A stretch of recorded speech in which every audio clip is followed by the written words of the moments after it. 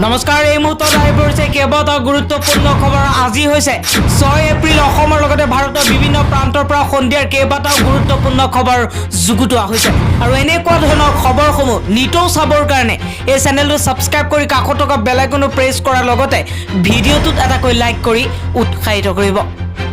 আৰু এই মুহূৰ্তত এটা ডাঙৰ খবৰ 9টা ইভিএম সহ বৰপেটা ৰোডত এজন বিষয়াক আটক কৰিছে বৰপেটা ৰোডত 9টা ইভিএম সহ এজন সেক্টৰ অফিচাৰক আটক কৰিছে ইভিএম সহ পুৱা প্ৰায় 9 বজাত ৰাইজে বিষয়াজনক আটক কৰি গতাই দিছে আৰক্ষীৰ হাতত আৰু বিষয়াজনে কোৱা মতে ভোট কেন্দ্ৰলৈ লৈ গৈছিল ইভিএম কিন্তু ভোট কেন্দ্ৰলৈ 9 বজাত কিয় ইভিএম লৈ গৈছিল তাৰ বাবে এতিয়া আৰক্ষীয়ে হুটপুছ আৰম্ভ কৰিছে বৰ্তমান সময়ত সকলোৰে চৰ্চিত এজন লেখিকা হিকা শৰ্মাক আৰক্ষীয়ে আটক কৰিছে আৰু দিছপুৰ আৰক্ষীয়ে আটক কৰিছে হিকা শৰ্মাক আৰু ছত্তীশগড় শহীদৰ সন্দৰ্ভত বিতৰ্কিত মন্তব্য কৰিছিল লেখিকা হিকা শৰ্মাই আৰু ইয়াকে লৈ সৃষ্টি হৈছিল বিৰূপ প্ৰতিক্ৰিয়া বিভিন্নজনে হিকা শৰ্মাক গ্ৰেপ্তাৰৰ দাবী কৰিছিল কেইবাজনে এজাহাৰ দাখিল কৰিছিল হিকা শৰ্মাৰ বিৰুদ্ধে আৰু দিছপুৰ আৰক্ষীয়ে হিকা শৰ্মাক আটক কৰি খুদপুছৰ বাবে এইবাৰ তেওঁৰ লগত খুদপুছৰ বাবে এইবাৰ তেওঁৰ লগত যাব আৰক্ষী 100+ নহয় 2021 চনত 90খন আসন পোৱাৰ সম্ভাৱনা ব্যক্ত কৰিছে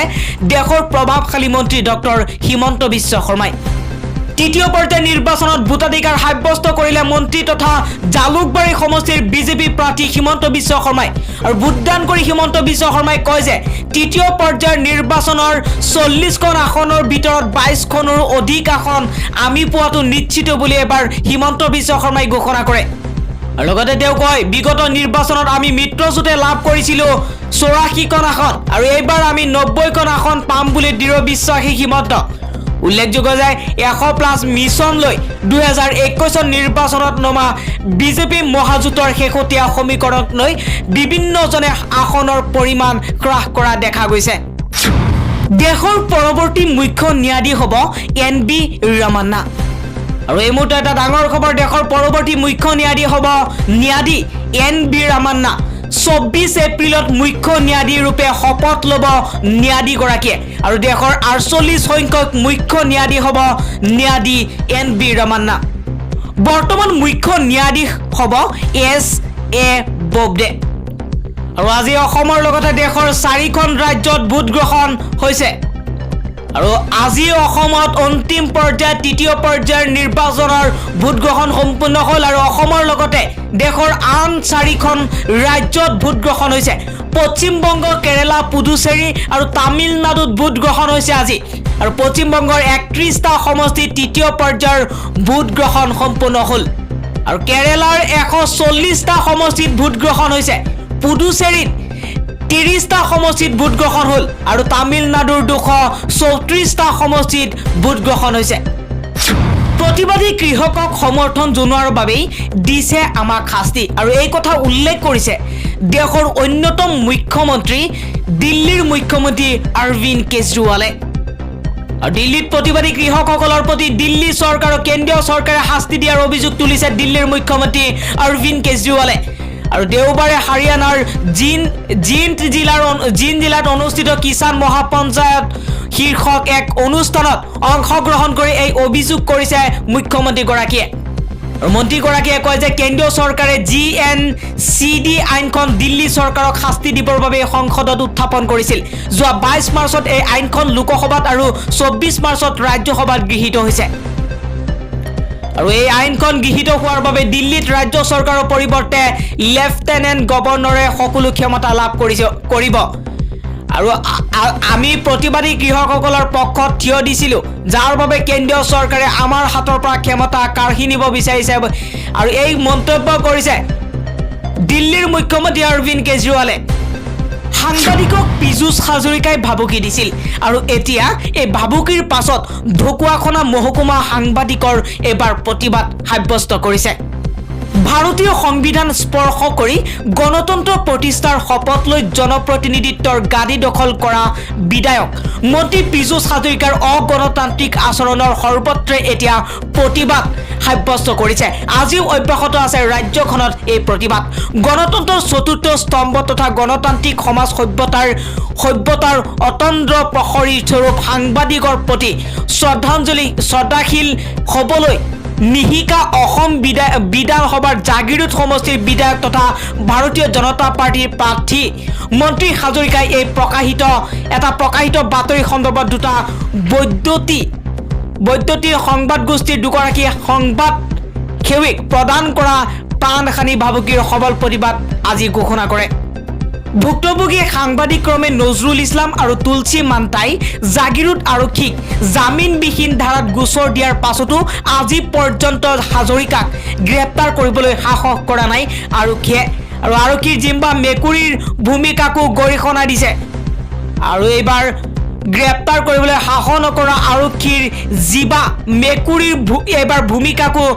গৰিহণা দিছে। আৰু শাসক গোষ্ঠীৰ এগৰাকী প্ৰভাৱশালী অভিযুক্ত হোৱাৰ বাবেই অসম আৰক্ষীয়ে নিজৰ নিৰপেক্ষতাৰ আদৰ্শক পদপিষ্ট কৰা বুলি সন্দেহ ব্যক্ত কৰি মহকুমাটোৰ সাংবাদিকসকলে এই স্পৰ্শকাতৰ বিষয়টোৰ সন্দৰ্ভত তাৎক্ষণিক হস্তক্ষেপ দাবী কৰি মঙলবাৰে ৰাজ্যপাল আৰু ৰাজ্যৰ মুখ্য নিৰ্বাচনী আয়োগলৈ দুখন স্মাৰক পত্ৰ প্ৰেৰণ কৰে। আৰু এইবাৰ ডক্টৰ হিমন্ত বিশ্ব শৰ্মাৰ এটা ডাঙৰ ঘোষণা, মই নোকোৱালৈ মাস্ক পিন্ধিব নালাগে। মন্ত্ৰী হিমন্ত বিশ্ব শৰ্মাৰ মন্তব্যক অনুচিত আখ্যা কেন্দ্ৰীয় স্বাস্থ্যমন্ত্ৰীৰ। আৰু স্বাস্থ্যমন্ত্ৰীয়ে হওক বা ব্যাগুম বিষয়ে হওক সকলোৱে মাস্ক পৰিধান কৰিব লাগিব আৰু এয়া হৰ্ষবৰ্ধনৰ কথা। আৰু লগতে মাস্ক পৰিধান কৰাৰ লগতে উচিত সামাজিক দূৰত্ব বজাই ৰাখিবলৈও উপদেশ দিলে কেন্দ্ৰীয় স্বাস্থ্যমন্ত্ৰীগৰাকীয়ে। তেওঁ লগতে কয়, স্বাস্থ্যমন্ত্ৰীয়ে হওক বা ব্যাগুম বিষয়ে হওক সকলোৱে এই নিয়ম মানি চলিবই লাগিব। আৰু ইয়াৰ লগতে কিছুদিন পূৰ্বে এটা সংবাদ মাধ্যমৰ সাংবাদিকৰ প্ৰশ্নৰ উত্তৰত মাস্ক পিন্ধিলে বিউটি পাৰ্লাৰসমূহ কেনেকৈ চলিব বুলি হিমন্ত বিশ্ব শৰ্মাই কৰা মন্তব্যই দেশজুৰি প্ৰতিক্ৰিয়াৰ সৃষ্টি কৰিছিল। আৰু এতিয়া দেশৰ বৰ্ধিত আক্ৰান্তৰ আখ্যা চিন্তা কৰি এবাৰ এই কথা সংখ্যা যেতিয়া বৃদ্ধি পাইছে আৰু এই বৃদ্ধিৰ বাবে চিন্তা প্ৰকাশ কৰি হৰ্ষবৰ্ধনে কয়, ৰাইজৰ অসাৱধানতাৰ কাৰণে আক্ৰান্তৰ সংখ্যা দুপে বাঢ়িছে। যিহেতু প্ৰতিষেধক উপলব্ধ সেয়েহে সমাধানতা অৱলম্বন আৰু লগতে প্ৰয়োজন নাই। এই ভুল ধাৰণাই ৰাইজক পৰিচালনা কৰাৰ আশংকা প্ৰকাশ কৰিছে স্বাস্থ্যমন্ত্ৰীগৰাকীয়ে। আৰু তেওঁ এই কথা উল্লেখ কৰিছে যে তেওঁৰ বিশ্বাস, ৰাইজে যদি গম্ভীৰভাৱে প্ৰয়োজনীয় সাৱধানতা অৱলম্বন কৰে আক্ৰান্তৰ সংখ্যা দ্ৰুত হাৰত কমি যাব। আৰু তেওঁ ৰাজ্য চৰকাৰসমূহক মহামাৰী প্ৰতিৰোধ আচৰণ ৰাইজে পালন কৰাৰ দিশত কাৰ্যকৰী ব্যৱস্থা গ্ৰহণ কৰিবলৈ আহ্বান জনাইছে। যোৱা এবছৰত প্ৰাপ্ত অভিজ্ঞতাৰ ভিত্তিত ৰাজ্য চৰকাৰসমূহে পদক্ষেপ লোৱাৰ পোষকতা কৰে হৰ্ষবৰ্ধনে। শিৱসাগৰ জিলা প্ৰশাসনে জাৰি কৰিলে 144 ধাৰা। ভাৰতৰ ক্ৰমান্বয়ে সংসাৰী ৰূপ ধাৰণ কৰিছে কৰোনাই।